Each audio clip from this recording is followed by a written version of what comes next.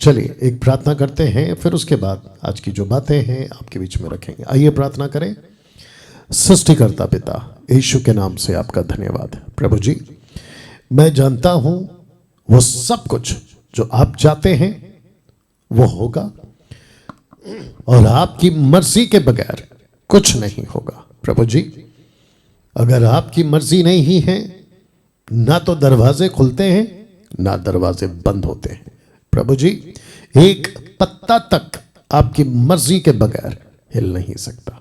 प्रभु, मैं प्रार्थना करता हूं कि जितने लोग जुड़ रहे हैं उन सभी को आपके महान हाथों में लेकर आते हैं। प्रभु जी, मैं प्रार्थना करता हूं जो 10 बातें प्रेरितों की किताब अध्याय 1 से लेकर 8 तक जो हम सीख पाएंगे उसको समझने समझाने में मेरी मदद, समझने में इनकी मदद, जो देख रहे हैं और देखने वाले सबकी करिए। प्रभु जी, मकसद एक ही है कि आपके लोग आपके वचन में मजबूत हो जाए और सही संदर्भ में, कॉन्टेक्स्ट में बातों को समझ सके। आपको महिमा देते हैं, ये प्रार्थना यीशु के नाम से मांगते हैं, आमीन आमीन। जी, एक अच्छी ताली बजाकर आप परमेश्वर को धन्यवाद देंगे और हम प्रभु की महिमा इस वक्त में करेंगे ताली बजाकर। जी हाँ जी, आप जहां कहीं से भी भारत के 29 राज्य, महाराष्ट्र, गोवा, गुजरात, दिल्ली, छत्तीसगढ़, रांची, झारखंड, हिमाचल प्रदेश, पंजाब और साथ ही साथ भूटान और क्या है नॉर्थ की तरफ 7 सिस्टर स्टेट्स, साउथ की तरफ उत्तर प्रदेश, मध्य प्रदेश, इन सभी जगहों से आप जो लाइव हैं, अभी मेरे साथ कनेक्टेड हैं, मैं आपका वेलकम करता हूं। जी हाँ, साथ ही साथ आपका हम स्वागत करते हैं जो पाकिस्तान से हमें देख रहे हैं। हम आपका स्वागत करते हैं जो नेपाल से आप हमें देख रहे हैं, न्यूजीलैंड से, इजराइल से, कनाडा से, लंदन से, मिडल ईस्ट से, इटली से और भी कई जगह हैं, मुझे अभी यह नाम याद नहीं आ रहा है। आप सभी का बहुत बहुत स्वागत आज के मसीह मंथन बैठक हिंदी ऑनलाइन चर्च, जो कि सैटरडे को होता है, आपके बीच में आपका वेलकम करता हूं। या बेहद खुशी है कि परमेश्वर आपके बीच में मुझे मौका देता है कि मैं वचन के माध्यम से आपकी सेविकाई करूं, आपको प्रभु यीशु का वचन सिखाऊं, समझाऊं। और उस कड़ी में लगातार 3 साल से 2020 से आपके बीच में बड़े ज़बरदस्त तरीके से आपके बीच में जो है हम काम करते आ रहे हैं। जी हाँ दोस्तों, आपने बिल्कुल ठीक सुना। साथ ही साथ मैं जानता हूं कि जब से हमने खरी शिक्षा लोगों के बीच में लाना शुरू किया है, एक व्यक्ति है जिसका नाम है लूसीफर, एक व्यक्ति है जिसका नाम है इबलीस और उसके साथ के दुष्टात्माएं, इन सभी की किंगडम में या राज्य में एक प्रकार का हड़कंप मच गया है कि कैसे मैंने लोगों को बंधन में रखा था अन्य भाषा के, मैंने लोगों को बंधन में रखा था दशमांश के, मैंने लोगों को बंधन में रखा था यहूदीवाद के, मैंने लोगों को बंधन में रखा था, उनको अंधा बना के रखा था। कैसे ये डैनियल राज, कैसे मसीह मंथन के ट्रेंड लीडर्स, प्रशिक्षित सेवक कैसे उजागर कर रहे हैं और कैसे मेरा राज्य खाली हो रहा है। मुझे खुशी है कि बड़ी तादाद में मसीह मंथन की शिक्षाओं, जिसको हम कहते हैं साउंड डॉक्ट्रिन, खरी शिक्षाओं के इस फील्ड में हम हजारों की तादाद में लोगों को उस बंधन से बाहर लेकर आ पाए हैं, जिसको कहते हैं अन्य भाषा, जिब्रिश, दशमांश, यहूदीवाद, आत्मा के नाम पे गलत तरीके से नीचे लोगों को गिराना, मछली की तरह तड़पना और साथ ही साथ बाइबल को, जिसको हम कहते हैं परमेश्वर का वचन, उसको आउट ऑफ कॉन्टेक्स्ट में पढ़ना, संदर्भ के बाहर पढ़ना।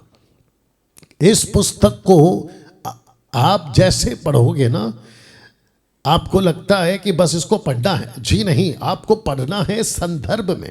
कब लिखा, किसको लिखा, कैसे लिखा, कहाँ लिखा, उस वक्त का वातावरण क्या था, कल्चर क्या था, आज का कल्चर क्या है, ये सारी बातें जिसको कहते हैं संदर्भ, कॉन्टेक्स्ट में पढ़ना, ठीक है ना।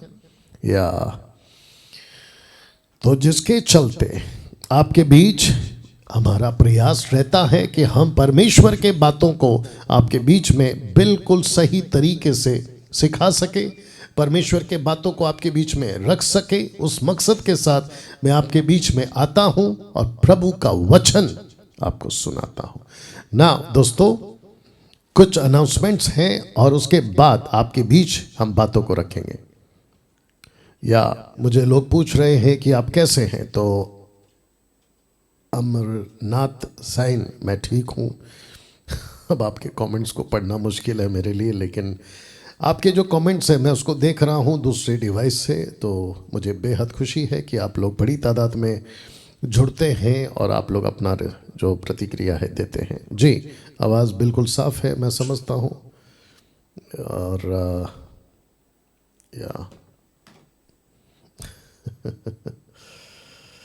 या आवाज़ बिल्कुल साफ़ है, या बिल्कुल साफ़ है। चलिए दोस्तों, अनाउंसमेंट की तरफ जल्दी से जाते हैं। ये मेरा पेज है जहाँ से मैं अभी लाइव हूँ। बेटा यहाँ सब ठीक है? मैं अभी जहाँ से लाइव हूँ और मैं चाहता हूँ कि 34K लाइक्स, 94K फॉलोअर्स, आप सबकी जिम्मेदारी मैंने ली है ताकि इस पेज से आपके बीच में सही प्रचार कर सकूं, कॉन्टेक्स्ट में प्रचार कर सकूं और आपको प्रभु यीशु के नज़दीक ला सकूं, ठीक है ना।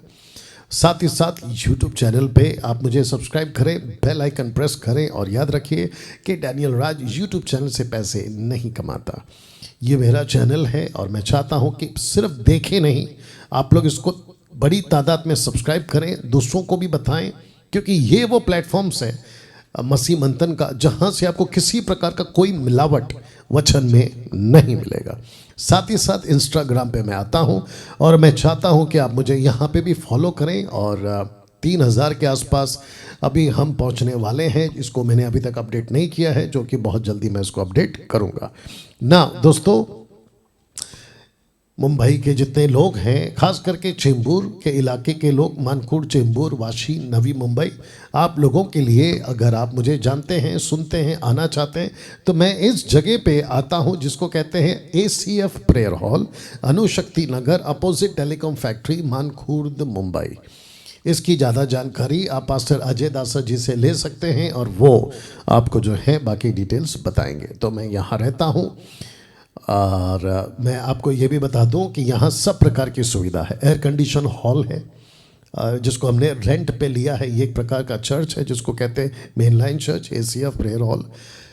यहाँ कार पार्किंग की सुविधा है, बच्चों के संडे क्लास की सुविधा है, वॉशरूम है, पानी की सारी चीज़ों की सुविधा है। तो मैं चाहता हूँ कि आप यहाँ पर आएँ और साथ ही साथ विद पावर पॉइंट्स आपको जो है टीचिंग्स यहाँ पे दी जाती है। बेहद खुशी है कि मसीह मंथन बैठक के जितने मेंबर्स हैं उनके बच्चों के लिए सिस्टर मीनल शिंदे जी और उनकी टीम जो है ये किंगडम ऑनलाइन स्कूल चलाती हैं, जिसको हमने 3 कैटेगरी में बांटा है। एक है जूनियर ग्रुप, दूसरा है इंटरमीडिएट ग्रुप, तीसरा है सीनियर ग्रुप।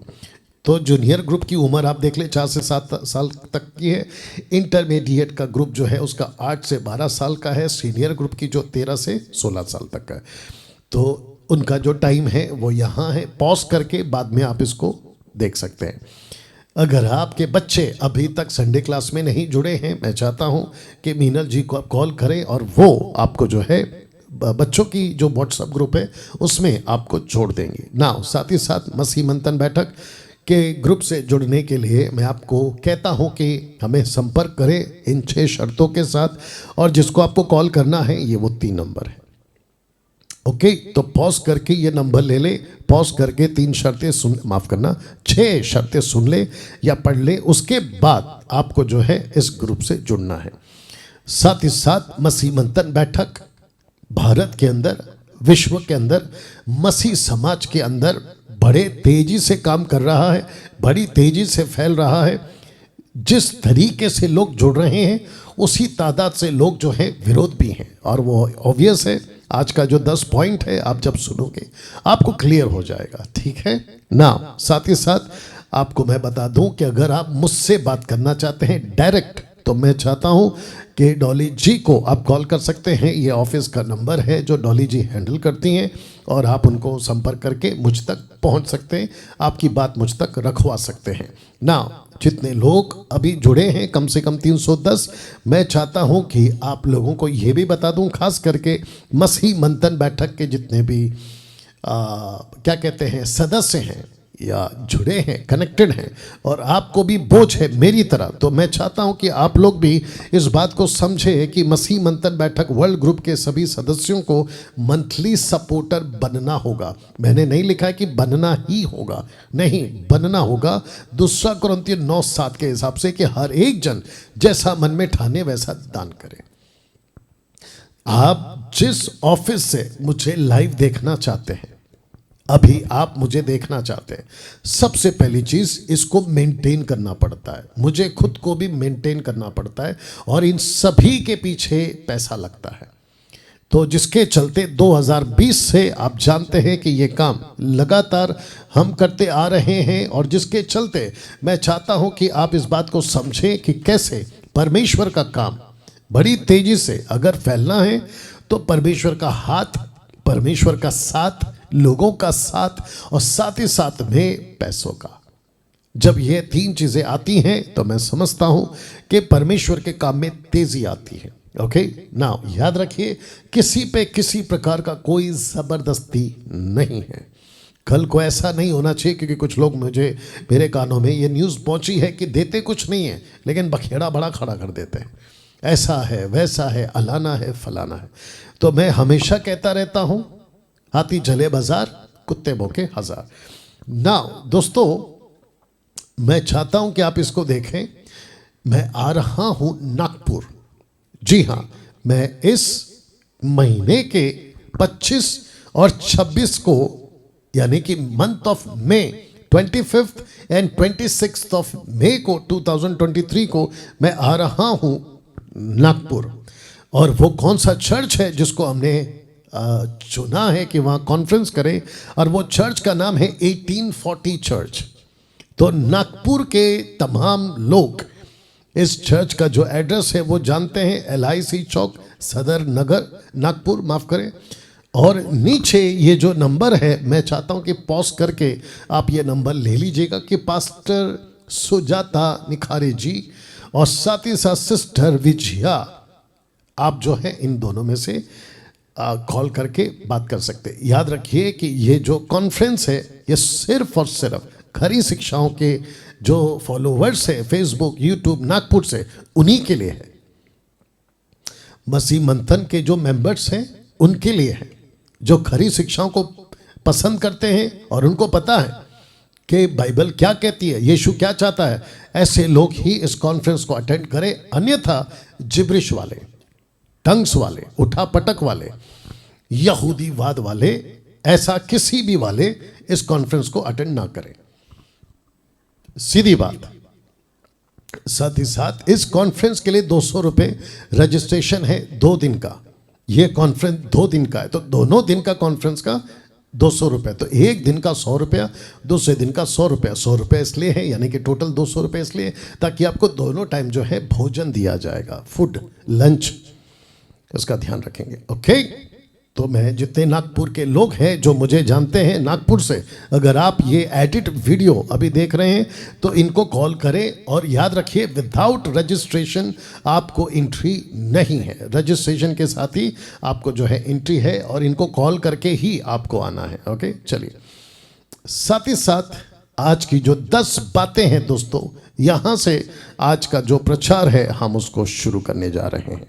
तो मैं समझता हूं कि आप लोग तैयार हो चुके हैं, और अभी जितने देख रहे हैं मैं चाहता हूं कि आप सभी बड़ी तादाद में आप लोग जो हैं फेसबुक पे जुड़ते चले जाएं, कनेक्ट होते चले जाएं, और आपका जो हार्ट और थंब या जो भी आप लोग बेचते हैं, मैं चाहता हूं कि आप लोग उसको बड़ी तादाद में देते चले जाएं। ये देखिए जैसे आपका है ना ये वाला, ठीक है ना, इसको देते चले जाएं, प्रभु की महिमा करते चले जाएं। ओके, हाँ सब तैयार हैं और सब परफेक्टली, मैं समझता हूं कि आप लोग भी कनेक्ट हो चुके हैं। लिखा है short study on acts chapter 1 to 8, 10 बातें विद डैनियल राज। जी हाँ, ये वाला कुछ मसीह मंथन के लोग ऑलरेडी इसको अटेंड कर चुके हैं, वो था डिटेल में, लेकिन ये है शॉर्ट में। जो अटेंड नहीं कर सके जूम पर, उन लोगों ने मुझसे कहा कि हम भी देखना चाह रहे, लेकिन वक्त और डे सूट नहीं कर रहा है, जिसके चलते आपको नहीं सुन पा रहे। तो मैं आपको बता दूं कि आप लोगों के लिए ये वीडियो मैं भी बना रहा हूं। ये फेसबुक, यूट्यूब और इंस्टाग्राम यानी कि 3 प्लेटफॉर्म पे आपको ये 10 बातें द बुक ऑफ एक्ट्स की शॉर्ट स्टडी आपको जो है देखने सुनने को मिल जाएंगे। ओके ना, मैं चाहता हूं कि अध्याय 1 से लेकर 8 तक में 10 बातें हैं, वो आपको मैं सिखाऊं और आपको बताऊं। क्या आप तैयार हैं? अगर आप तैयार हैं तो आपके बीच मैं इन बातों को रखने जा रहा हूं। ओके, सबसे पहली बात यानी कि फर्स्ट, पहली बात जिसको आपके 1 से लेके 8 अध्याय तक में उठकर जिसको हमें समझना है, जिसको हमें देखना है, और वह है कि इस पुस्तक को लिखा किसके लिए था। इस व्यक्ति का नाम था थियोफिलुस को लिखी गई पुस्तक। तो 10 में से पहली बात आपके बीच में मैं रख रहा हूं कि थियोफिलुस को लिखी गई थी यह पुस्तक। तो आइए पहले पढ़ लेते हैं, फिर आगे बढ़ते हैं। लिखा है कि प्रेरितों के काम अध्याय 1, पहला चैप्टर का पहला वचन, पहला अध्याय का पहला वचन लिखा है, हे थियोफिलुस, मैंने अपनी पहली पुस्तिका उन सब बातों के विषय में लिखी। यह पहली पुस्तिका कौन सी थी? लूका की किताब, द बुक ऑफ लूक। और ये जो सेकंड किताब पुस्तक है, और ये है पुस्तक एक्ट्स, ठीक है ना। थियोफिलुस को लिखता है, कहता है कि जो यीशु ने आरंभ में किया, करता और सिखाता रहा उस दिन तक जब तक वह उन प्रेरितों को जिन्हें उसने चुना था पवित्र आत्मा के द्वारा आज्ञा देकर ऊपर उठाया ना गया हो। वाह! तो इसका मतलब क्या है कि जब लिख रहे थे लूका, तो थियोफिलुस को बता रहे थे कि वो पहली किताब जिसको कहते हैं द बुक ऑफ लूक, उसमें यीशु करता सिखाता, करता सिखाता, आरंभ में करता सिखाता, उस दिन तक जिस दिन तक यीशु ऊपर उठाया ना गया। और इसकी कुल अवधि जो समय सीमा है वो है 3.5 साल का गैप। तो इस वक्त जब लूक लिख रहा है थियोफिलुस को, तो वो समझा रहा है, क्योंकि वो जान चुका था, वो बातों को समझ चुका था कि मैं जिसको लिख रहा हूं वो थियोफिलुस है, और जो घटना घटी है उसको ये समझ पाएगा ना। वचन 3 लिखा है कि उसने दुख उठाने के बाद बहुत से पक्के प्रमाणों से अपने आप को उन्हें जीवित दिखाया। 40 दिन तक वह उन्हें दिखाई देता रहा, परमेश्वर के राज्य की बातें करता रहा। बहुत सटीक, बहुत स्पेसिफिक, जिसको कहते हैं ना एक्यूरेट तरीके से लूक लिखता है थियोफिलुस को, और कहता है कि देख, ये यीशु था जिसकी मैंने बारीकी से जांच की। यीशु करता सिखाता, करता सिखाता, कब तक? जब तक वो ऊपर नहीं उठाया गया। फिर कहता है कि वो पृथ्वी पर जी उठने के बाद, आफ्टर द रिजरेक्शन, जी उठने के बाद यीशु ने 40 दिन अपने चेलों को अपने पास रखकर उनको एजुकेट किया कि आगे कैसे काम करना है। आज डैनियल राज, मसीह मंथन के लोग एग्जैक्टली वही कर रहे हैं। भारत के जितने भी स्टेट्स हैं उन सभी से मैं बात कर रहा हूं कि हम यीशु की सिखाई हुई 40 दिन की शिक्षाओं को यीशु की महिमा के लिए, उसी को बातों को सिखाकर आपको आगे ले जा रहा हूं। मैं खुद भी सीख रहा हूं, मैं खुद भी अप्लाई कर रहा हूं, आपको सिखा रहा हूं, और आपको भी कह रहा हूं कि आपको भी अप्लाई करना होगा। Is that right? तो जिसके चलते दोस्तों हम सभी को ये बात को समझना बहुत जरूरी है ना। मैं चाहता हूं कि आपको ये भी बताता चलूं कि लूक इस पुस्तक का लेखक था। 61 to 63 AD में इसने इस पुस्तक को लिखा। दूसरा तिमोथी उसका 4 अध्याय वचन 11, जब पौलुस उसकी अंतिम सफर में रोम के सरकार के जेल खाने में, ये तब वहां से, क्योंकि ये लूक के क्या कहते हैं, पौलुस के साथ में था। तो लूका एक डॉक्टर था पेशे से, कुलुस्सियों 4:14 बाद में पढ़ लीजिएगा। साथ ही साथ लूका क्योंकि डॉक्टर था, ये अक्सर सेवा करता था पौलुस के साथ। वचन लूक 4:14, माफ करें, कुलुस्सियों 4:14, आप इसको बाद में पढ़ सकते हैं ना। पौलुस को लूका को साथ में रखने की जरूरत क्या पड़ी? आप जानते हैं कि पौलुस वो व्यक्ति था जिसका हेल्थ, जिसका जो शरीर है वो ठीक नहीं था, बार बार बीमार होता था। तो जिसके चलते उसके साथ में एक डॉक्टर का होना बहुत जरूरी था, जिसके चलते उसने ये तय किया कि यस, मैं डॉक्टर लूक को अपने साथ रखूंगा ना। प्रश्न उठता है कि थियोफिलुस कौन है? ये व्यक्ति कौन है थियोफिलुस? तो जिसका इंग्लिश, माफ करना, जिसका ग्रीक ट्रांसलेशन आपके बीच में मैंने रखा हूं बाइबल हब के मदद से, जिसका अर्थ होता है थियोफिलुस। थियोफिलुस इसका अर्थ होता है फ्रेंड ऑफ गॉड, परमेश्वर का दोस्त, friend of God, Theophilus. Okay, अब लोग कहते हैं, जो बाइबल के लेखक हैं या जितने भी जानकार हैं उस वक्त में, कहते हैं कि ऐसा कोई व्यक्ति नहीं था। लेकिन इस वचन को पढ़कर लगता है, लूक 1:13 को पढ़कर लगता है कि नहीं, एक व्यक्ति था जिसके चलते लिखा है कि हे श्रीमान थियोफिलुस। तो एक व्यक्ति को ये लिख रहा है, एड्रेस कर रहा है। अब प्रश्न उठता है कि ये व्यक्ति कौन था उन दिनों में? ये वो व्यक्ति था जिसके बारे में जो हिस्ट्री बताती है ये प्रसिद्ध था, खास करके रोम से कनेक्टेड था, और ये बहुत ही जाना पहचाना था, और इसको परमेश्वर के बारे में जानने की बड़ी तड़प थी, और जिसके चलते ये व्यक्ति उन दिनों में दूसरों को भी सटीक समझा सकता है। तो जिसके चलते लिखा है कि इसलिए हे श्रीमान थियोफिलुस, मुझे भी ये उचित मालूम हुआ कि इन सब बातों का संपूर्ण हाल आरंभ से, अब जरा शब्द देखिए, लिखा है ठीक ठीक जांच करके उन्हें तेरे लिए क्रमानुसार लिखूं। क्रमानुसार लिखूं मतलब बिल्कुल कट टू कट लिखूं, यह वजह थी।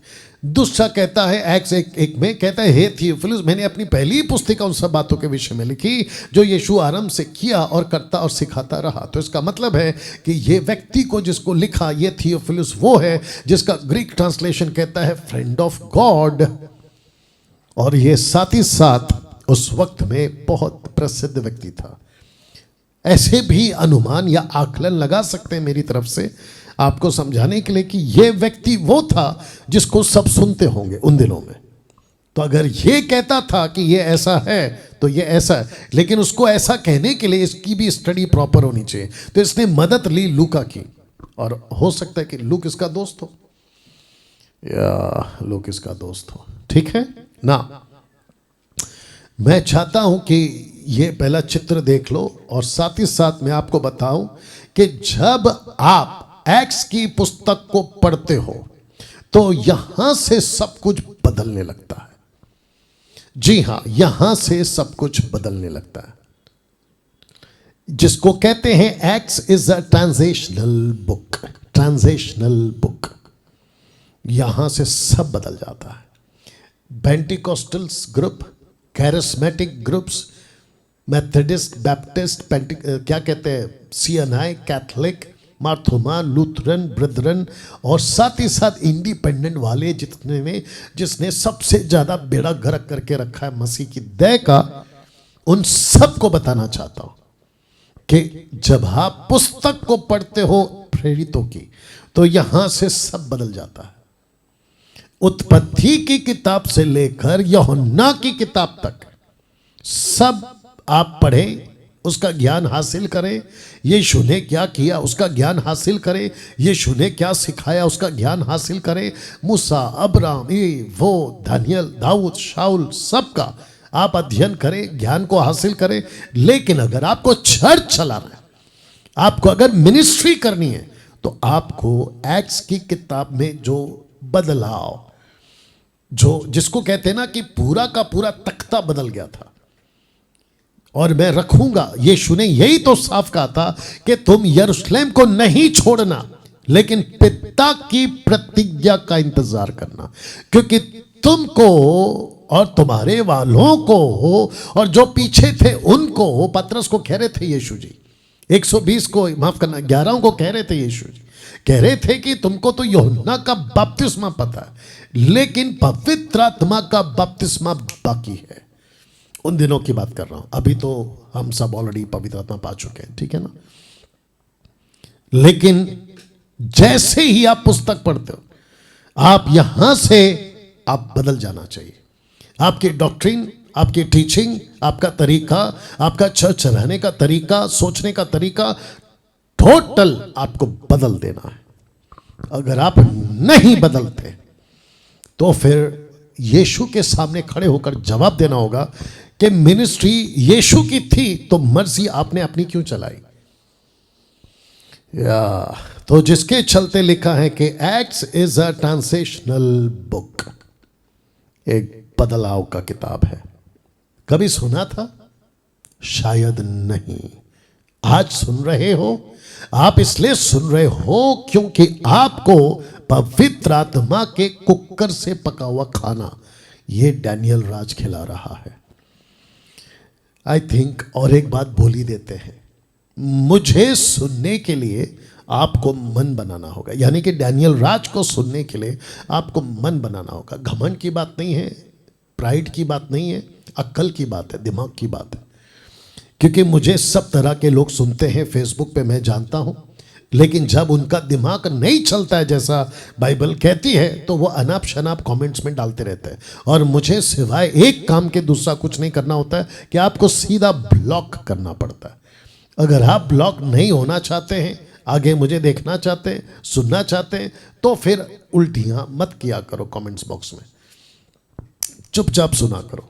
बात नहीं समझ में आती है छोड़ दो, जो समझ में आती है ले लो जी। You understand. और जो समझते हैं, और वो समझते हैं कि मैं कहां से बात कर रहा हूं। 21वीं सदी का ये प्रचारक, 21वीं सदी का ये बाइबल टीचर, अगर आपको मुझे सुनना है तो आपको मन बनाना होगा, अन्यथा टाटा बाय बाय नमस्ते।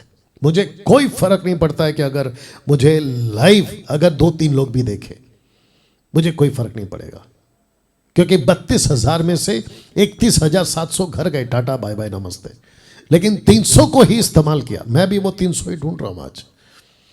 चलिए तो वापस से बता देता हूं कि ये जो पुस्तक है ये ट्रांसेशनल बुक है, जिसका मतलब है कि यहां से बदलाव कलीसिया के अंदर शुरू होता है, और जिसके चलते मैं समझता हूं कि आपको भी अपनी अपनी कलीसिया में ये बदलाव करना बहुत जरूरी है। अगर आपने नहीं किया, मूसा की किताब आप नहीं सिखा सकते, मैं रख रहा हूं। तो 66 पुस्तकों का 3 भाग है बाइबल की, जिसको कहते हैं ना 66 बुक, 66 पुस्तकें बिबलिया, ये पुस्तक के 3 भाग हैं। पहला भाग पुराना नियम का, दूसरा भाग यीशु का, चौथा भाग पवित्र आत्मा का। तो जिसके लिए लिखा है कि पुराना नियम का अपना एक भाग है, यीशु के 4 किताबों का अपना एक भाग है, और फिर एक्ट्स की किताब से लेके प्रकाशित वाक्य तक की किताब का अपना एक भाग है, part. There are 3 parts, old testament, Jesus and holy spirit. बात क्लियर हो गई? अगर आप अपने चर्च में ओल्ड टेस्टमेंट का पार्ट अभी भी सिखा रहे हो तो आप पवित्र आत्मा का अपमान कर रहे हो।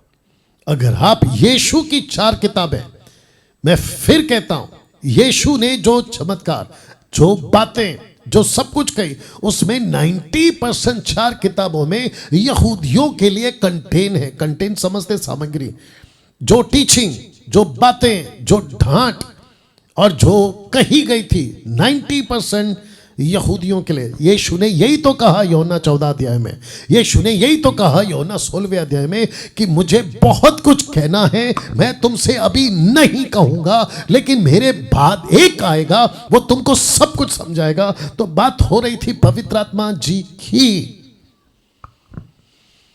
कैसा लग रहा है? आजकल क्या चल रहा है? माफ करना जो मैं शब्द यूज कर रहा हूं, गुस्से में तो हूं साहब। आजकल कोई भी ऐरा गहरा उठता है, बाइबल को पकड़ता है और खुद को बाइबल टीचर समझ जाता है, और मुझे ऊपर से वीडियो बनाकर कहते हैं कि डैनियल राज को हम चैलेंज देते हैं कि हमारे साथ में डिबेट करे। तो मैंने पिछली बार भी कहा था, अभी फिर कहता हूं, क्या तुम्हारी औकात भी है? जो ऐसे वीडियो बनाते हैं ना कि हमको डैनियल राज से डिबेट करना है, तुम्हारी औकात भी है मेरे साथ डिबेट करने की? अगर मेरे साथ डिबेट करने का इतना शौक है तो कम से कम 5000 वीडियो बनाए हों, उसमें से कम 20-25 वीडियो देख लेना, तुमको मेरा लेवल पता चल जाएगा। डैनियल भाई, क्या आप घमंड कर रहे हैं? बिल्कुल करूंगा। घमंड किसका कर रहा हूं? खुद का नहीं, घमंड उस चीज का कर रहा हूं जो परमेश्वर का वचन का ज्ञान मुझे है। बाइबल खुद कहती है यिर्मयाह की किताब 9:23 में, जिसको घमंड करना है वो घमंड करे कि उसको वो परमेश्वर को जानता है। मैं जानता हूं, ये नहीं कहता कि मैं सब जान गया हूं, अभी भी मैं उस प्रोसेस में, और परफेक्ट तो कभी नहीं हो सकता क्योंकि परफेक्ट एक ही है। लेकिन ये आजकल के बच्चे, इनमें से तो कुछ ऐसे हैं जिनको मैंने गेट आउट किया है मेमोरी से, इनको गेट आउट किया, निकाल दिया इनको उनकी उल्टी सीधी हरकतों के चलते, और वो बाहर जाके मुझे चैलेंज करते, कहते कि डिबेट के लिए आओ। बेटा, तेरी औकात भी है मेरे बगल में खड़े होने की? या एक वीडियो देखा था मैंने बीच में उसकी बातों से ही पता चल गया, और जिसके साथ डिबेट हो रहा था मैं उसको जानता हूं, सिर्फ इतना है कि मैं नाम नहीं लेना चाहता हूं। मैं उसको भी कहना चाहता हूं, यार किसके साथ बैठ जाते हो तुम डिबेट करने के लिए? उसकी लेवल कहां, तुम्हारी लेवल कहां? एनीवे तो वापस कहता हूं, आप पवित्र आत्मा को, जो यीशु ने कहा है, अगर उस सेवा को एक्सेप्ट नहीं किए, आपकी मिनिस्ट्री जीरो है। आप मूसा की किताब को लेकर पवित्र आत्मा की सेवा में नहीं जोड़ सकते। यीशु की 4 किताबें, दैट वाज द बिगनिंग। यीशु की 4 किताबें, मती, मरकुस, लूका, योना। मती में 28 अध्याय, मरकुस में 16, लूका में 24, योना में 21 अध्याय। ये किताबें यीशु मसीह ने इसलिए लिखवाई या लिखी गई या की गई 3.5 की सेविकाई को, ताकि तुमको पवित्र आत्मा जो आएगा उसके लिए तुमको तैयार कर रहा हूं, ताकि तुम वहां जब पहुंचो तो वो तुमको आगे ले जाए कैसे सेवा करते हैं। इसको ठीक से देख लीजिएगा। जिसके चलते मैंने क्या लिखा था कि जब आप एक्ट्स की पुस्तक को पढ़ते हो तो यहां से सब कुछ बदलने लगता है। Acts is a transitional book, यही कहा था मैंने आपसे। बदल जाता है, तो क्या क्या बदल जाता है? 3 चीजें आपके बीच में रख दी है। हाँ, इसको देखिए दोस्तों, मैं चाहता हूं कि बात को समझे और प्रभु के राज्य में आगे बढ़े ना। इस चित्र को देख लो, और मैंने यहां पे आपको कनेक्ट कर सकूं इसलिए चित्र का सहारा लिया है। रोमियो 10:4 जी, the book of Roman chapter 10 verse 4। आइए देखते क्या क्या लिखा है। लिखा है, क्योंकि हर एक विश्वास करने वाले के लिए धार्मिकता के निमित्त, तो कॉन्टेक्स्ट में राइचियसनेस की बात हो रही है, सैल्वेशन की बात हो रही है, यीशु की धार्मिकता की बात हो रही है। लिखा है, क्योंकि हर एक विश्वास करने वाले के लिए धार्मिकता के निमित्त मसीह व्यवस्था का अंत, एंड, END, एंड है। वाह, व्यवस्था की जितनी भी बातें थी वो सब समाप्त हो गई हैं। कब? जब यीशु क्रूस पे मरा, और जब यीशु जी ने कहा ना कि इट इज फिनिश, जब यीशु ने कहा खत्म हुआ, उस पल खत्म हो गया। प्रूफ क्या है डैनियल भाई? प्रूफ यह है कि मंदिर का पर्दा ऊपर से लेके नीचे तक फट गया। वाह, कैसा लग रहा है दोस्तों अभी तक? या 450 के आसपास अभी जो लाइव देख रहे हैं, मुझे नहीं पता आप कौन, कैसे, कहाँ। बात को समझने की कोशिश करना दोस्तों, यू अंडरस्टैंड, या बात को समझने की कोशिश करना। व्यवस्था का पालन करोगे ना, ये 3 हिस्सा रखा था, पुराना नियम का पालन करोगे ना, तो वो तो कब का खत्म हो चुका है। मैं तो कह रहा था कि इन सब पे एक्सपायरी डेट लग गई है, लेकिन दिक्कत की बात यह है कि कुछ लोग है ना, एक्सपायरी किया हुआ डेट का खाना, एक्सपायरी हुआ चीज, गोलियां अपने पेट में डाल रहे हैं। तो क्या होगा साहब, या तो मर जाओगे या तो हॉस्पिटल में एडमिट हो जाओगे। मत करो गलत चीजें, कलीसिया को मत खिलाओ। तो जिसके चलते व्यवस्था मसीह में आता है, मसीह जब आ गया तो व्यवस्था का अंत हो गया। मैं ये नहीं कहता कि व्यवस्था को उठाकर यीशु ने फेंक दिया, नहीं, जीसस ने व्यवस्था को फिनिश किया, कंप्लीट किया है। या तो अब इस चित्र को देख लो ठीक से और इसको पढ़ लीजिए। पवित्र आत्मा का काम 29 पुस्तकों में शुरू नहीं हुआ था। जी, अगर आपने नहीं सुना, इसको मैं बहुत साफ शब्दों में बोल रहा हूं। पवित्र आत्मा का काम 29 पुस्तकों में शुरू नहीं हुआ, नहीं हुआ। जी, पवित्र आत्मा आते थे, जाते थे, लोगों को चुनते थे, सेवा करवाते थे, चले जाते थे, लेकिन जो परफेक्ट काम है, जिसको कहते हैं कि the work of the Holi spirit, जो काम, जो मिशन परमेश्वर ने, पिता ने कहा था कि मैं एक दिन इसको अपनी कलीसिया पे उंडेलूंगा, 11 लोगों पर उंडेलूंगा, 120 पे उंडेलूंगा, मैं उसकी बात कर रहा हूं। तो नहीं हुआ था, 4 पुस्तकों में भी नहीं हुआ था, बल्कि 4 पुस्तकों में, कौन सी पुस्तक है, मत्ती, मरकुस, लूका, योना, यहां पे तो पवित्र आत्मा के लिए प्लेटफॉर्म तैयार कर रहे थे यीशु जी।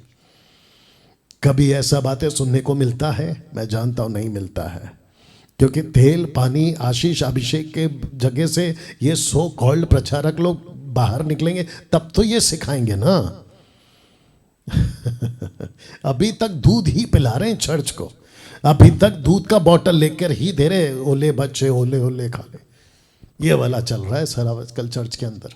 और चर्च के लोगों को भी अच्छा यही लगता है, मेरे जैसे प्रचार जो आपको सख्त मटन खिला रहा है वो तो हजम होगा नहीं। एनीवे, तो फिर से कहता हूं, 29 किताबों में पवित्र आत्मा का काम शुरू नहीं हुआ, 4 पुस्तकों में भी नहीं हुआ, लेकिन जैसे ही पुस्तक आती है एक्ट्स की, तो लिखा है कि पवित्र आत्मा का काम शुरू हुआ था एक्ट्स की पुस्तक से, द बुक ऑफ एक्ट्स की। यहां से पवित्र आत्मा ने कब्जा ले लिया था, तब से लेकर अब तक पवित्र आत्मा ही है जो कलीसिया को चला रहा है, या पवित्र आत्मा ही है जो कलीसिया को चला रहा है। दोस्तों, कैसा लग रहा है अभी तक? बात समझ में आ रही है, या आपको समझ में आनी भी चाहिए?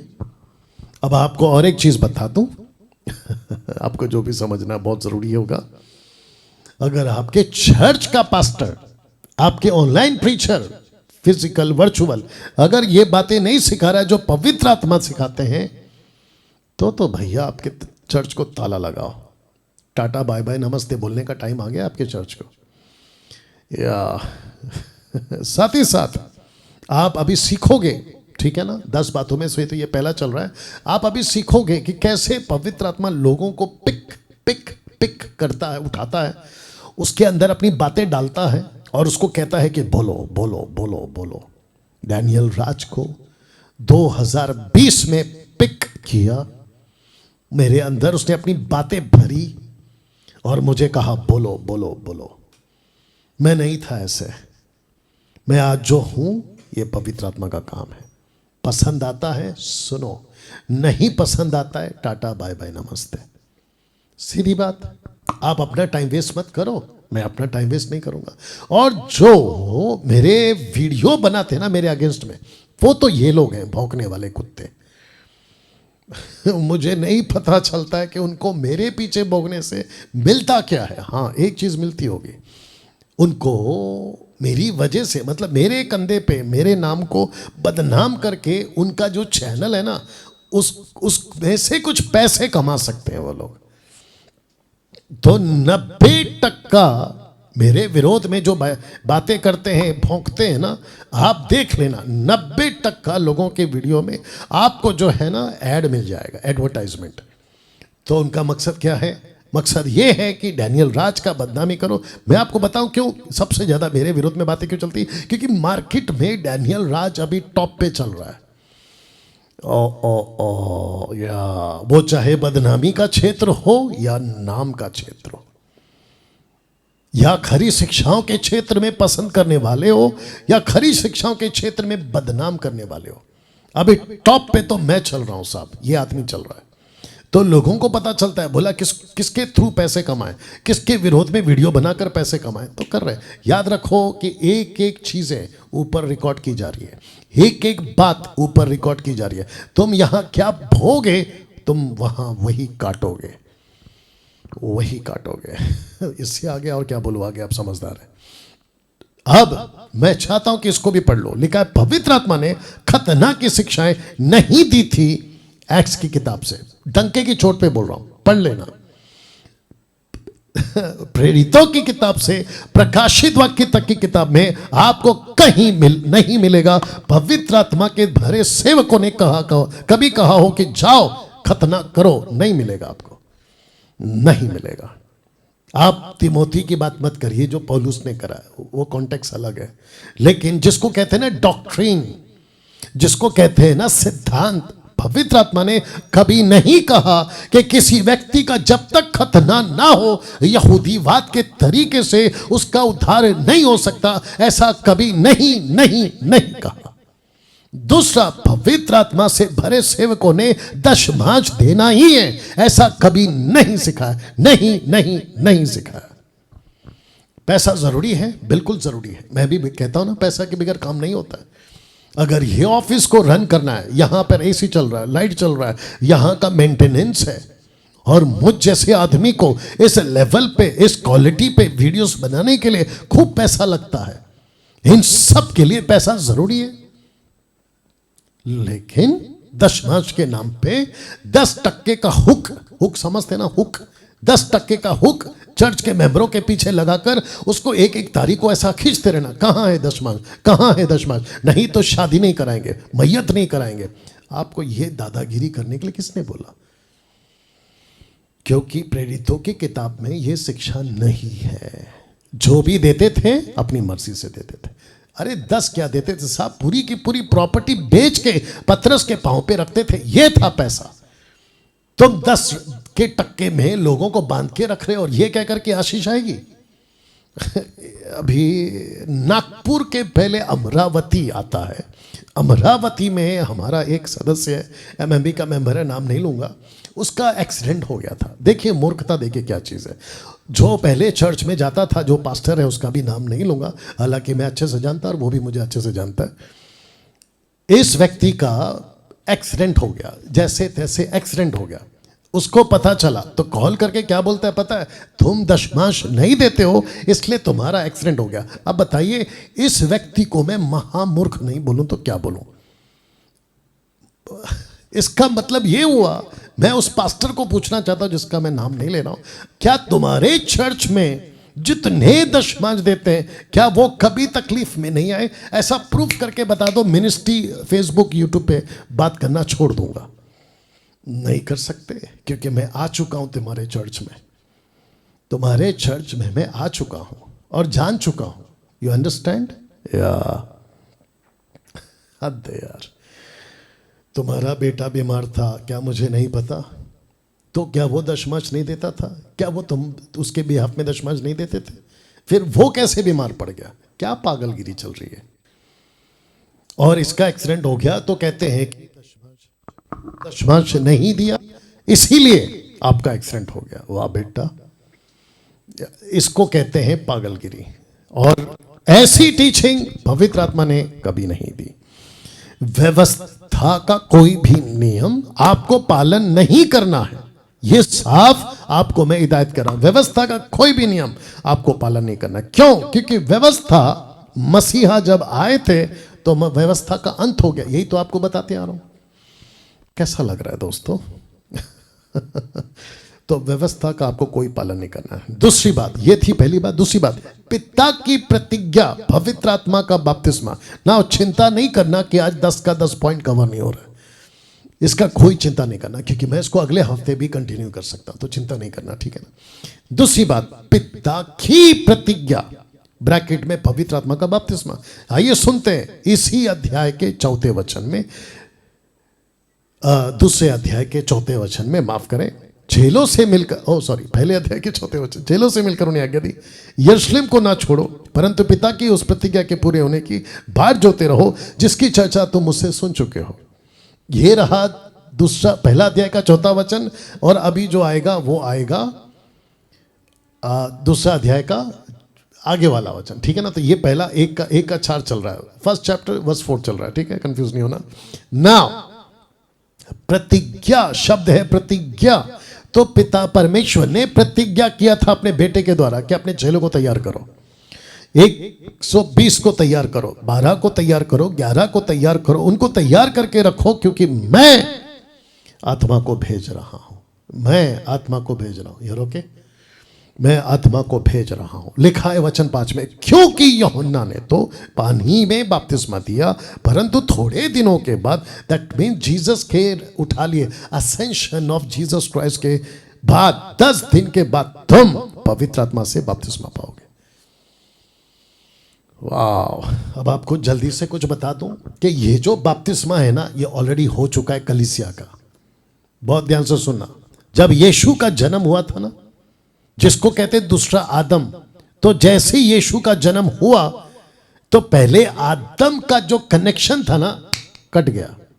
जब यीशु क्रूस पे मरे और कहा फिनिश, उस वक्त पिता को जो कीमत चुकानी थी वो यीशु ने चुका दिया अपने खुद के लहू से, तो वहां से भी आपका कनेक्शन हो गया कट, आप जुड़ गए दूसरे आदम में।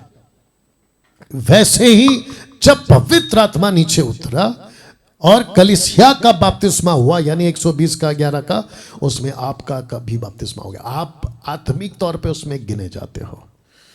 कैसा लग रहा है? तो लिखा है कि पवित्र आत्मा का बपतिस्मा पाओगे, ये वादा किया था, जिसको कहते हैं प्रतिज्ञा, और ये पूरा हो चुका है। अब ऊपर नहीं देखना है जैसे चेले देख रहे थे, अब आपको ऊपर नहीं देखना है फिर से पवित्र आत्मा आएगा, फिर से आएगा, नहीं आएगा, वो आ चुका है और वो अभी पृथ्वी पे है, पृथ्वी पे है, अभी यहाँ है, मेरे अंदर है, आपके अंदर है, यहाँ मौजूद है वो। तीसरी बात है यीशु का ऊपर उठा लिया जाना, वचन 8 1 का 8, परंतु जब पवित्र आत्मा तुम पर आएगा तब तुम सामर्थ पाओगे, यरूशलेम, समरिया, ये सारे यहूदिया समरिया में पृथ्वी के छोर तक मेरे गवाह हो गए। ये कहकर वह उनके देखते देखते ऊपर उठा लिया गया और बादल ने उसे उनकी आंखों से छिपा लिया। तो यीशु उठा लिए गए, ये था तीसरी बात। पहली बात क्या थी? थियोफिलुस को पत्र लिखा। दूसरी बात क्या थी? प्रतिज्ञा। तीसरी बात क्या है? उठा लिया जाना। चौथी बात पेंतिकोस्त के दिन आत्मा का उतरना। तो ये रहा आपका दूसरा अध्याय का वचन 1।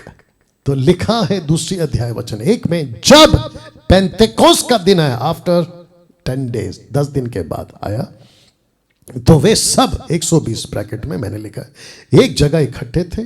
अचानक, देखिए ये जो शब्द है ना, अचानक, सडनली, अचानक 120 लोग 10 दिन से लगातार स्तुति, आराधना, प्रार्थना, स्तुति, आराधना, प्रार्थना, संगति, डिस्कशन करते करते करते करते पिता की प्रतिज्ञा का इंतजार करते करते करते करते वेट कर रहे थे।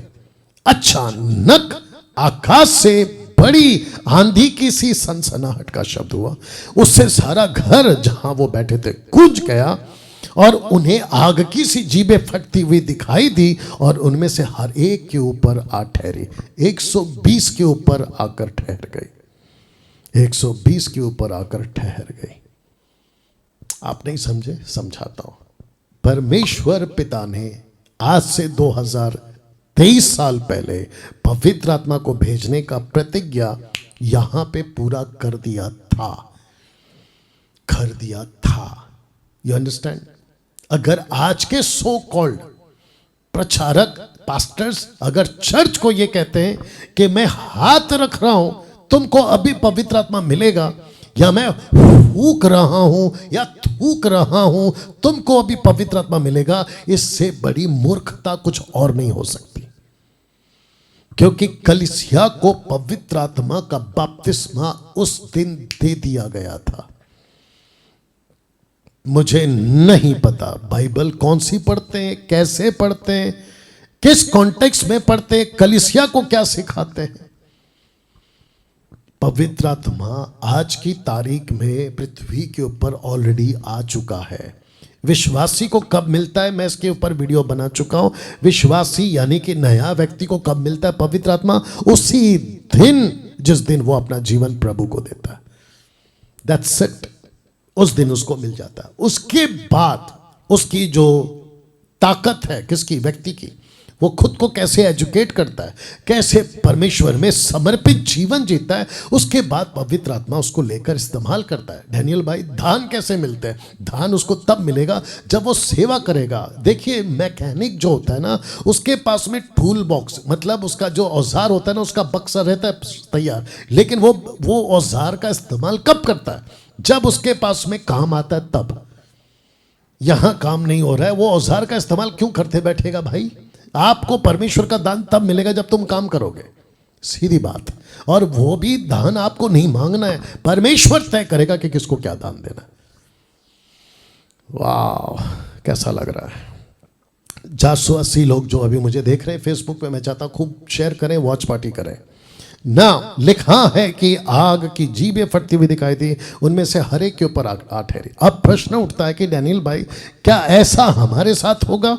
आंधी चलेगी, सनसनाहट का शब्द होगा, गूंज जाएगा, आग की जीभें क्या हमारे साथ होगी? तो लिखा है कि ये अनुभव आपको नहीं मिलेगा, नहीं मिलेगा आपको, ये अनुभव आपको नहीं मिलेगा।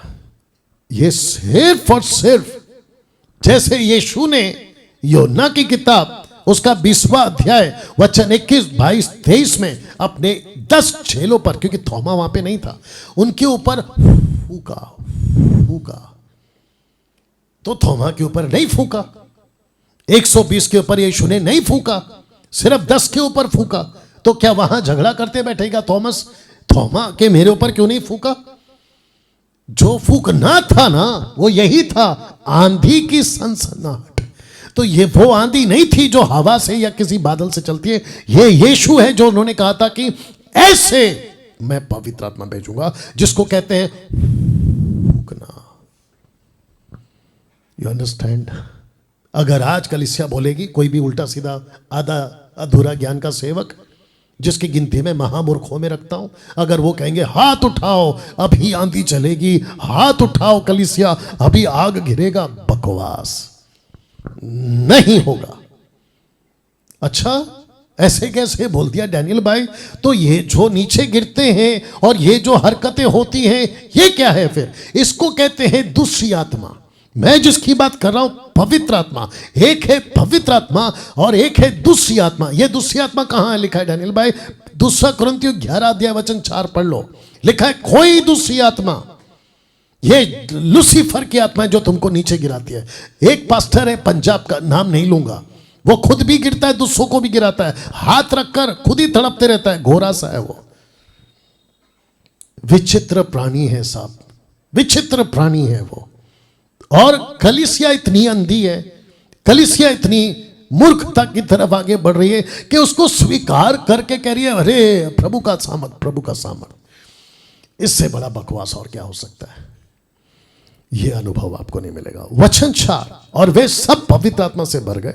120 लोग आत्मा से भर गए। याद रखो, परमेश्वर पहले भरता है, उसके बाद दान देता है।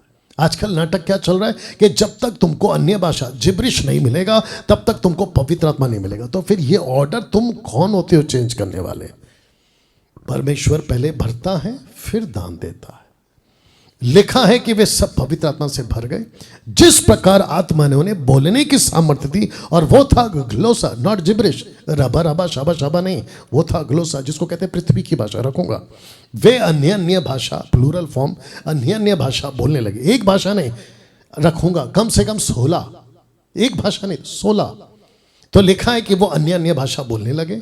आकाश के नीचे की हर एक जाति में से भक्त यहूदी यरूशलेम में रहते थे। तो जिनके ऊपर 120 के ऊपर पवित्र आत्मा आया और उनको बोलने की सामर्थ्य दी, वो जिसको बोल रहे थे वो अन्य जाति नहीं थे, वो यहूदी थे, यहूदी। और लिखा है कि भक्त यहूदी यरूशलेम में रहते थे। वचन 6, जब ये शब्द हुआ तो भीड़ लग गई, लोग घबरा गए, क्योंकि हर एक को यही सुनाई देता था कि ये मेरी ही भाषा बोल रहे हैं, ये मेरी ही भाषा बोल रहे हैं। इसलिए कहा था कि ये ग्लोसा है, नॉट रबा रबा शबा शबा, क्योंकि आजकल तुम लोग बोलते हो किसी को नहीं समझ में आता, लेकिन जब ये बोल रहे थे तो वहां सबको समझ आ रहा था। ये है फर्क। तो वचन 7, और वे सब चकित अचंभित होकर कहने लगे, देखो ये जो बोल रहे हैं क्या ये सब गलीली नहीं है? मतलब ये ग्रीक भाषा वाले नहीं है? तो फिर क्यों हम में से हर एक अपनी अपनी जन्मभूमि की भाषा सुनता है? हम जो पहला पार्थी, दूसरा मेदी, तीसरा एलामी, चौथा मसोपोटामिया, पांचवा यहूदिया, छठवां कप्पदोकिया, सातवां पिंतुस, आठवां आसिया, नौवां फुग्रिया, 10वां पंफूलिया, 11वां मिस्र, 12वां लीबिया और 13वां रोमी और 14वां यहूदी, और यहूदी मत धारण करने वाले एक ही कैटेगरी में 15वां क्रेती, 16वां अरबी। लिखा है कि परंतु अपनी अपनी भाषा में उनसे परमेश्वर के बड़े बड़े कामों की चर्चा सुनते थे। मूसा के समय से, नूह के समय से, अब्राहम के समय से, दाऊद के समय से, यीशु तक के जितने बड़े बड़े काम किए, याद रखो परमेश्वर के बड़े बड़े काम, वो सब की चर्चा। क्यों? क्योंकि ये यहूदी थे जो मूसा को जानते थे, ये यहूदी थे जो अब्राहम को जानते थे, और ये जानते थे कि कैसे लाल समंदर को फाड़ कर मूसा ने 6 लाख लोगों को बाहर निकाला, ये जानते थे। तो इनकी चर्चा कर रहे थे। तो इनको बोला, अरे ये तो अपने लोग हैं, ये तो हमारे परमेश्वर की बड़ाई कर रहे हैं। वचन 12, वे सब चकित और घबरा कर एक दूसरे से कहने लगे, ये क्या हो रहा है? ये क्या हो रहा है? ये पहली बार है कि ये हमारी भाषा में बोल रहे हैं। बड़े कान को खोल के सुनो तुम जितने भी जिब्रिश वाले हो। पेंतिकोस्त के दिन ऐसी कोई भाषा पृथ्वी पे नहीं उतरी थी जिसको तुम 8-8, 10-10 घंटे राबा राबा बोल के टाइम पास कर रहे हो। That was a pure earthly language. उत्पत्ति 11 में जो भाषा उतरी थी, ये वही भाषा में बात कर रहे थे। मूर्ख मत बनो, मूर्ख मत बनाओ, क्योंकि मुझ जैसे अब उठ खड़े हुए हैं जो तुमको एक्सपोज कर रहे हैं। और मुझे खुशी है कि बड़ी तादाद में लोग तुम्हारे गंदगी से बाहर निकल गए। वचन 13, परंतु दुष्टों ने ठट्टा करके, मजाक में, वे तो नई मदिरा के नशे में। मतलब मार्केट में कोई ऐसा नशा आया है जिसको कहते हैं न्यू वाइन। इंग्लिश में लिखा new wine, NEW, new wine. आप नहीं समझे ना, समझाता हूं। अमेरिका में, अफ्रीका में, अदर कंट्रीज में, यूरोप में एक नया ड्रग्स आया, और वो ड्रग्स जब कोई लेता है अपने शरीर में, वो ज़ॉम्बी बन जाता है। ज़ॉम्बी जैसा एक्ट करता है। तो जिसके चलते कुछ चीज वाइब्रेट हो रहा है ना ज्यादा, क्या चीज है वो? एनीवे, तो कौन सा स्पीकर? ओके। तो ऐसे कुछ अल्कोहल या ड्रग्स इंजेक्शन मार्केट में है आजकल। तो इनको लगा, उन दिनों में भी होता होगा जैसे आज हो रहा है, तो इनको लगा कि ये लोगों ने कोई नया दारू पिया। एक पेंटिकॉस्टल टाइप का आदमी मिला था कुछ 4-5-6 साल पहले।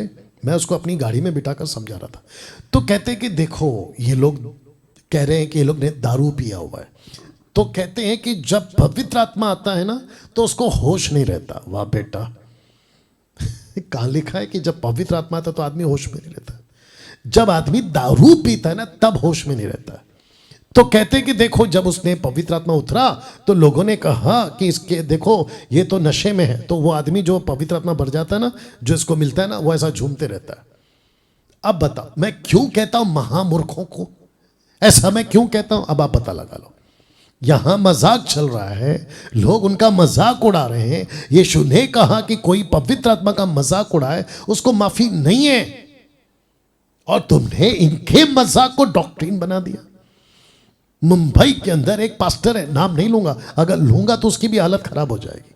कहते हैं कि जैसे पौलुस ने कहा कि दाखरस से मत वाले मत बनो, पवित्र आत्मा से मत वाले बनो, तो उसको उठाकर कहते दारू पियो। बाप रे, ड्रिंक ड्रिंक ड्रिंक।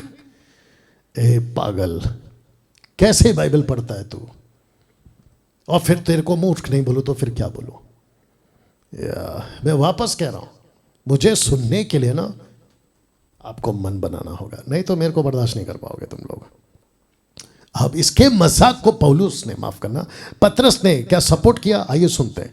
लिखा है कि पतरस उन 11 के साथ खड़ा हुआ और ऊंचे शब्द से कहने लगा, हे यहूदियों और यरूशलेम के सब रहने वालों, जान लो और कान लगा कर मेरी बातें सुनो। जैसा तुम समझ रहे हो ये नशे में नहीं है। तो कैसे डॉक्ट्रिन बना दिया कि जो आत्मा से बढ़ता है वो नशे में रहता है? कैसे लाए तुमने ये डॉक्ट्रिन? यहीं पे तुम्हारी डॉक्ट्रिन को मैं कैंसिल कर रहा हूं, बकवास की डॉक्ट्रिन है तुम्हारी। तो लिखा है कि जैसे तुम समझ रहे हो ये नशे में नहीं, क्योंकि अभी तो तीसरा पैर चढ़ा है, अभी तो सुबह के 9 बजे। जो नशे में होता है वो शाम को पीता है, रात को चढ़ती है, ये तो अभी सुबह का वक्त है। क्या मूर्खता बनाते हो। वचन 16, परंतु ये वह बात है जो योएल भविष्यवक्ता द्वारा की गई थी। आइए सुनते वचन 17 में। परमेश्वर कहता है, प्रतिज्ञा, परमेश्वर कहता है कि अंत के दिनों में ऐसा होगा कि मैं अपना आत्मा सब मनुष्यों पर उंडेलूंगा। तुम्हारे मतलब ब्रैकेट में यहूदियों की बात हो रही है। बेटे और तुम्हारी बेटियां भविष्यवाणी करेंगे, तुम्हारे जवान दर्शन देखेंगे, तुम्हारे पुण्य स्वप्न देखेंगे। यहां पे कॉन्टेक्स्ट में जूइश लोग हैं, उस वक्त की बात कर रहा हूं। लेकिन पतरस को आगे प्रभु ने यह भी कहा, वरन अपने दासों और अपनी दासियों पर भी उन दिनों में अपनी आत्मा से उड़ेलूंगा और वे भी भविष्यवाणी करेंगे। इसका मतलब है ये दास दासी कौन है? आप और मैं। ये लोग कौन है? उस वक्त के यहूदी। लिखा है भविष्यवाणी करेंगे, जिसको ग्रीक में कहते हैं फोर्थ टेलिंग, प्रोफेटोस, डिवाइन प्रीच, डिवाइन टीचिंग। तो मैं क्या दे रहा हूं? Divine teaching. तो ये रही थी कि परमेश्वर का आत्मा का बपतिस्मा।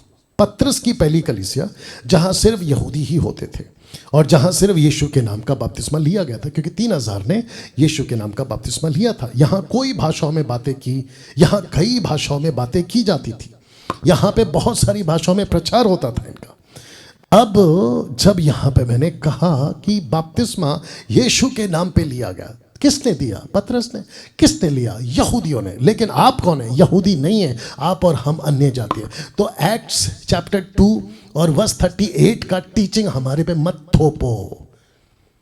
मैं रिपीट करूं, एक्ट्स चैप्टर 2 वर्स 38 की टीचिंग हम पे मत थोपो। तुमको समझना होगा कि ये पतरस ने 3000 जो यहूदी थे उनको कहा था। हम पौलुस वाले लोग हैं, हम अन्य जाति वाले लोग हैं। हमको मत्ती 28 का 18 सीखना है और सिखाना है। और यही मैं कह रहा हूं, पिता पुत्र पवित्र आत्मा के नाम से। कैसा रहा? इसको कहते हैं दूध का दूध, पानी का पानी का टीचिंग। वाह, 9 बज चुके हैं और मैं जानता हूं, बट इसको सुन लो। पतरस की कलीसिया के लोगों का उद्धार 2 तरह से होता था। एक स्क्रिप्चर डिवाइन से, एविडेंस से, माफ करना, स्क्रिप्चर एविडेंस से, और दूसरा होता था मिरेकल एविडेंस से। ये 2 तरीके से वो लोगों की कलीसिया चलाता था लोगों के बीच में, खास करके यहूदियों के बीच में, जो मैं बता चुका हूं। तो यहूदी क्या चाहते थे?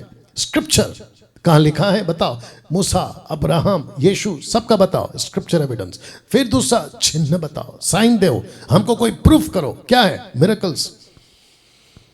वर्तमान की कलीसिया, आज की कलीसिया, पौलुस की कलीसिया, जो यीशु ने पौलुस को अन्य जातियों का प्रेरित बनाया, तो उसकी कलीसिया कैसे चलती थी वो भी आपको बता देता हूं। वर्तमान की कलीसिया एक ही वजह से उद्धार पाती है, और वो है रोमियो 10 का 9। लिखा है, यदि तू अपने मुंह से यीशु को प्रभु जानकर अंगीकार करे और अपने मन से विश्वास करे कि परमेश्वर ने उसे मरे हुओं में से जिलाया, तो तू निश्चय उद्धार पाएगा। पास्टर डैनियल या डैनियल भाई, क्या हमको यहां बपतिस्मा नहीं लेना है? बिल्कुल लेना है। पिता पुत्र पवित्र आत्मा के नाम से एक बार डूबना है, नाम 3 लेना है, दैट्स इट। लेकिन अब वापस कहता हूं, क्योंकि कुछ बुद्धिजीवी लोग हैं मार्केट में, लेकिन अगर आपको पता चले, आपका उद्धार तो हो गया, इस वचन के मुताबिक आपका उद्धार हो गया। आपको डायरेक्ट स्वर्ग में एंट्री मिल चुकी है। परमेश्वर के बेटा बेटी बन चुके हैं, परमेश्वर का मंदिर आप बन चुके हैं, परमेश्वर का आत्मा तुम्हारे अंदर रहता है, वाचा के लहू के भागी आप हो चुके हैं। लेकिन आपका बपतिस्मा नहीं हुआ, पानी का बपतिस्मा नहीं हुआ, और उसके बीच में एक संडे आ गया, प्रभु भोज लेना है। डंके की चोट में प्रभु भोज लेना। अगर पास्टर रोकता है तो उसको पूछो, पास्टर आप क्यों रोक रहे हैं? क्या बाइबल में कहीं पे लिखा है कि बिना बपतिस्मा के प्रभु भोज आप नहीं देंगे? उससे दशमांश तो तुम ले लेते हो, उसको कहते हैं कि तुम अगले महीने से दशमांश देना। मैं फिर कहना चाहता हूं ऐसे सेवकों को, अगर जब तक उसका बपतिस्मा नहीं होता तुम उसको प्रभु भोज से रोकते हो, तो फिर उसकी ऑफरिंग को भी रोको। कहना कि जब तक बपतिस्मा नहीं होगा ऑफरिंग नहीं देना, प्रार्थना नहीं करना, तुम विश्वासी नहीं हो, मर के तुम नरक चले जाओगे, बपतिस्मा के बाद ही तुम्हारा उद्धार में गिनती होगा। ऐसे फिर सिखाओ, नहीं सिखा सकते। क्यों? लालची जो हो, पेट के सेवक, पेट के सेवक। तो ये दोगलापन क्यों? डैनियल भाई आप इतना सख्त बात क्यों कर रहे हो? जब इनकी हरकतें ऐसी हैं तो मैं सख्त बात नहीं करूं तो क्या करूं? और ये मैं नहीं हूं, ये परमेश्वर की आवाज। मैं तो सिर्फ बर्तन हूं, बर्तन, वेसल, दैट्स इट। ये आवाज परमेश्वर की है। सुनना है सुनो, नहीं सुनना है टाटा बाय बाय नमस्ते। पांचवी बात आज मैं ही बताऊंगा जो कि एक जन्म के लंगड़े को चंगा करता है। अगले सैटरडे आपको मैं यहां से बताऊंगा, ठीक है? क्योंकि वक्त हो चुका है और मैं नहीं चाहता कि आपका ज़्यादा टाइम लो। तो कैसा लगा ये वीडियो? अभी अपलोड होगा यूट्यूब पे, इंस्टाग्राम पे, खूब शेयर करिएगा। एडिट वीडियो भी आएगा, खूब शेयर करिएगा। डंके की चोट पे एमएमबी के लोगों, डंके की चोट पे सेवा करो। Gujarat, Goa, Punjab, Himachal, AP, KP, UP, MP, 7 states, 7 sister states, और क्या बचा? छत्तीसगढ़, रांची, झारखंड। मदद करो इन सभी को कहता हूं जो एमएमबी के लोग हैं, डंके की चोट पे सेवा करो। किसी के बाप से नहीं डरना है। जब तक जिंदा है जम के सेवा करो। ओके, आइए दुआ करते हैं। परमेश्वर पिता धन्यवाद, सृष्टिकर्ता पिता धन्यवाद, इन बातों को बताने के लिए धन्यवाद। यीशु, मैं कहता हूं कि अभी जो लोग सुन रहे हैं उन सभी के अंदर ये जज्बा, ये तड़प, ये जुनून लेकर आ, ताकि वे तेरे राज्य में आगे बढ़ चढ़कर काम कर सके। आदर महिमा आपको देता हूं, ये प्रार्थना यीशु के नाम से मांगता हूं, आमीन। चलिए दोस्तों, इस स्लाइड के साथ आज की जो बातें हैं मैं समाप्त करने जा रहा हूं। और वो स्लाइड है ये वाला जो कि कहता है कि मैं आ रहा हूं नागपुर। जी हाँ, जाते जाते आपको बता दूं कि मैं आ रहा हूं नागपुर 25-26 को 1840 चर्च में मैं आ रहा हूं। तो नागपुर के जितने लोग हैं मैं कहता हूं कि आइए। खरी शिक्षा अगर चाहते हो तो आइए। 200 रुपया रजिस्ट्रेशन है, 2 दिन का विथ लंच। ओके, चलिए मिलते हैं। अपना ख्याल रखें, प्रभु आपको आशीर्वाद दे। जय मसीह।